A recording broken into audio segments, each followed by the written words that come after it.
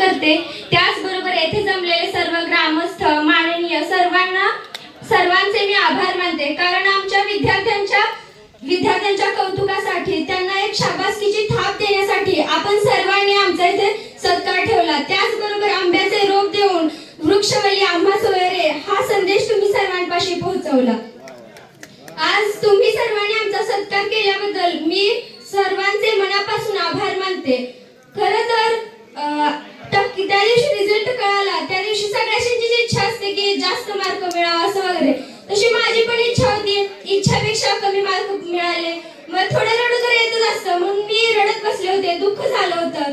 तेव्हा माझे वडील माझ्याजवळ आले, म्हणाले काय झालं, का रडतेस? मी म्हणाले पप्पा कमी मार्क पडले, इच्छेपेक्षा कमी मार्क पडले। पप्पा म्हणाले तू इच्छा किती बाळगली होतीस ह्याचं महत्त्व नाही, तू किती अभ्यास केला, कष्ट केलं, त्यामुळे तुला हे यश मिळाले। आपल्याला जेवढं मार्क पडलेत यात समाधानी राहणं हे सगळ्यात मोठं कार्य असतं। जर तू या 82% मध्ये जर समाधानी राहिलीस तर मी समजेल की माझ्या लेकीने 100% मिळवले।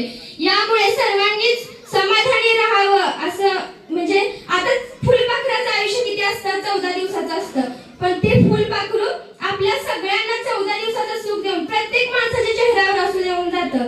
माणूस 100 वर्ष जगतो, 50 वर्ष जगतो, 80 वर्ष जगतो, पण माणूस असा समाधानीच असतो असं नसतं। माणसाच्या आयुष्यात आता थोडं काही मिळालं तर आणखीन मिळावं असं त्याच्या मनाला वाटत असतं, पण जर आपण समाधानी राहिलो तर या जगातला आपण सर्वश्रेष्ठ व्यक्ती ठरेल असं मला वाटतं। समाधानी राहण्यात जे सुख असतं ते बाकी कशातच मिळत नाही। आज अहिल्यादेवींची जयंती, आज 301वी अहिल्यादेवींची जयंती आहे। त्यांचा जन्म 31 मे 1725 रोजी झाला। त्यांनीही दाखवून दिले की स्त्री शक्ती कुठेही कमी पडू शकत नाही। ज्या काळात स्त्रियांना शिक्षणात ज्ञान होता त्या काळात त्यांनी आपल्या वडिलांच्या साथीने चोरून अभ्यास केला, एक अक्षर शिकले आणि त्यांनी पहिलं सैन्य उभं केलं असं सरांनी सांगितलं। त्याचबरोबर आपल्या अहिल्यादेवींचं सगळ्यांनी आपल्या अहिल्यादेवींचं श्रेय घ्यावं आणि पुढे असंच जावं। एक गोष्ट आहे एका गावात खूप मोठा डोंगर होता, त्या डोंगरावर आधी अजिबातच कोणी जात नव्हतं। एक दिवस एका गावातले 20 तरुण उठले आणि म्हणाले की आज आपण हा डोंगर सर करायचा। सगळी गावातली मंडळी ओरडू लागली, नाही असं नाही करायचं, ह्या डोंगरावर आतापर्यंत जे गेले ते कधीच माघारी नाही आले। अख्खं गाव ओरडत होतं। त्यानंतर त्यांच्या आई वडिलांनाही त्यांना समजावून सांगितलं की असं करू नका, तिथे जो व्यक्ती आतापर्यंत त्या डोंगरावर गेलाय तो कधीच परत नाही आलाय। मग असं म्हटल्यावर काही व्यक्ती त्यातले घाबरले। 15 जणांनी माघार घेतली आणि 5 जण त्या डोंगरावर चढायला तयार झाले। 5 जण डोंगरावर चढण्यासाठी शर्यत लढवली, शर्यत स्टार्ट झाली आणि सगळे धावू लागले। 5 जणांतला लास्टला जो व्यक्ती होता तो घसरून पडला, त्याला भीती वाटली। तो म्हणाला अरे खरंच या डोंगरावर काहीतरी आहे बहुतेक, माझ्या पायाखाली। तोही म्हणाला तू जातेस तर मी का थांबू, मलाही भीती वाटते, मीही माघारी जाणार। गावकरी खुश झाले, पण गावकरी आणखी ओरडू लागले, जाऊ नकोस तू, तिथे गेला तर माघारी येणार नाही, जाऊ नका। 3 व्यक्ती तसेच पुढे पळत होते।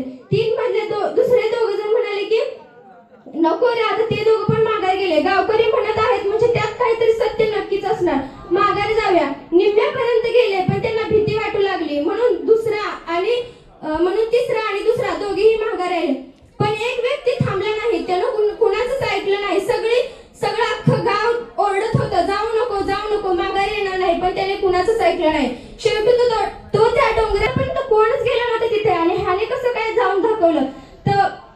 तो मुलगा माघारी वळाला, अख्खं गाव डोंगरावर चढलं त्या मुलाचा जयजयकार करण्यासाठी आणि त्याला आणण्यासाठी। एक आजोबा मात्र आश्चर्यचकित झाले, त्याला सारखा प्रश्न विचारू लागले, अरे तू कोणच आतापर्यंत गेला नव्हता, तू कसा गेला, तू कसं काय आला, सांग असं। परंतु त्या मुलाने काही उत्तरच दिलं नाही। मग त्याला खांद्यावर उचलून घेतलेला एक व्यक्ती म्हणाला, तुम्ही कुणाला प्रश्न विचारताय? तो म्हणाला या मुलाला, ज्याने हा डोंगर सर केला। तो म्हणाला याला विचारून काय फायदा, हा तर बहिरा आहे। यातून आपल्याला हा संदेश मिळतो की आपल्याला जग मागे ओढत असतं, पाय खेचत असतं, काही जण उत्साह देत असतात, काही जण घाबरवत असतात, परंतु आपण आपली जिद्द कधीच सोडायची नाही। नेहमी बहिर होऊन आपलं जिद्द जी असते ती करण्यासाठी नेहमी प्रयत्न करत राहायचं। प्रयत्नार्थी परमेश्वर असतोच, त्यामुळे नेहमी दिवस दुःखाचा आहे, उद्या सुखाचा येईल. तुम्ही नक्की जिंकाल. सगळ्यांचं मी आभार मानते. हा संदेश आपल्यावर जपावा अशी विनंती करते आणि माझे मनोगत थांबवते. जय हिंद.